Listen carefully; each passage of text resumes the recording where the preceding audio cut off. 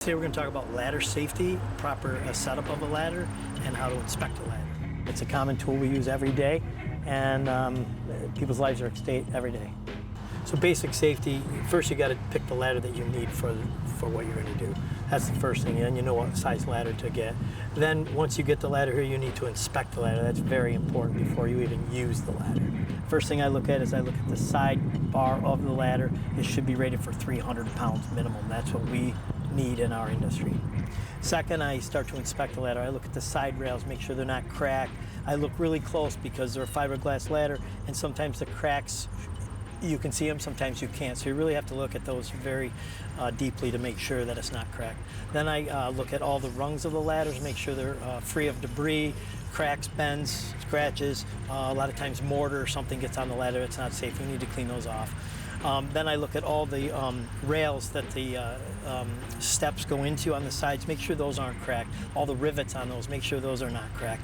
Then I like to look at the feet. Make sure the feet are in good shape, they move, and it's on good solid ground. Then I look at the rope, make sure the rope is not tethered or cracked or weathered. That's not good. So when I go to raise that ladder, it doesn't fall back and pinch my fingers. So lots of things to look at there. When I'm done and I've got the ladder set up and I've gone through my full inspection, we should every day after we inspect that ladder, sign that ladder that we did inspect that ladder today. So if a ladder is damaged in any way, shape, or form, we take it out of service immediately. We red tag it.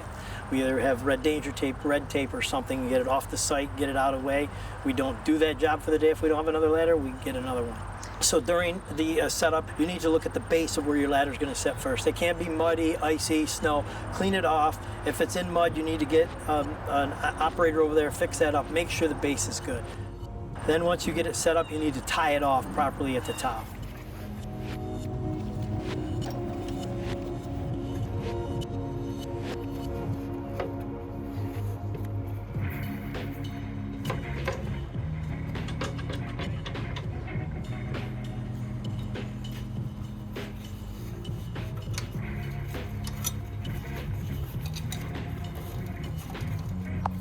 You also pay attention, it's got to be 3 feet above your working surface. So with that being said, whatever the distance is, the ratio is 4 to 1. So every 4 feet up, it should be 1 foot out. Another rule of thumb is if you go stand at the ladder and you stick your arms straight out, which there would be a sign on the side of the ladder that'll represent that as well, that's a good gauge to look at for that ladder being properly set up. So once we set the ladder up, we find the proper angles and everything is tied off and ready to go. We also need to make sure at the top of the ladder that where it's tied off, that when you get off the ladder, you only have 28 inches of space. If it's larger than that, we have to create safety rails and such so that you walk onto a safe zone. You can't just walk off a ladder into an unsafe zone. So when you walk up the ladder, you should always have 3 points of contact minimum when you walk up the ladder. So use both hands, walk up the ladder nicely. You shouldn't be reaching out for something. You shouldn't be carrying a bucket of tools or a hammer or any of those things. You should be walking up the ladder. You're only protecting yourself, not everything around. So stay within the ladder limits. It's pretty simple to do, one hand after the other, just like walking or running.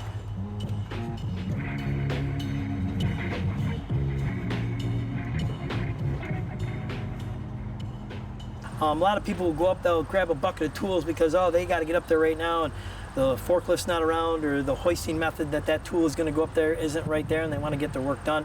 So, again, 5 minutes, just take a deep breath, we're going to be okay. We want you to go home every night without a cut or a bruise or any of those things, because you don't understand that you have a wife, a mother, a father, an uncle, a brother, a cousin, or somebody that if you get hurt on a job, that goes everywhere. You're not just hurting yourself, you're hurting a variety of people.